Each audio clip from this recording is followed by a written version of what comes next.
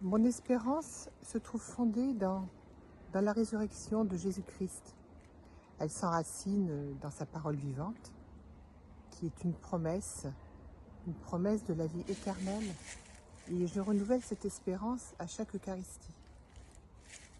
Pour moi, c'est la promesse d'une vie nouvelle, d'une vie enracinée en Dieu. Et puis la parole qui nourrit cette espérance, c'est Luc.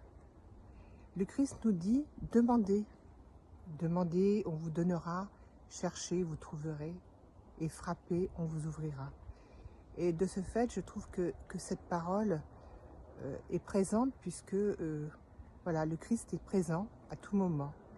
Et c'est nous qui sommes libres de pouvoir frapper, demander, puisqu'il nous le demande.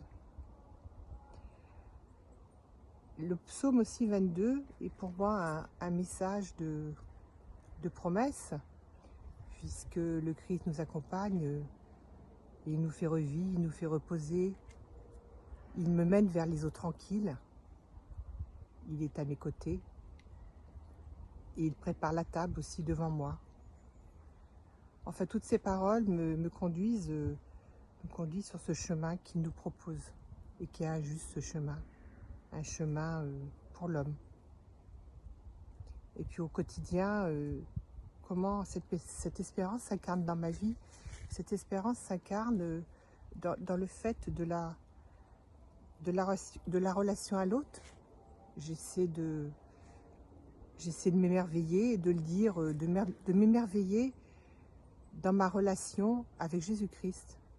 Et j'essaie de dire aux autres quelle est cette relation qui m'émerveille au quotidien. Et je me pose aussi souvent la question, qu'est-ce que Jésus aurait dit ou qu'est-ce qu'il aurait fait? Évidemment, ça fait sourire mes amis, mais je me pose souvent cette question pour être ajusté à sa parole.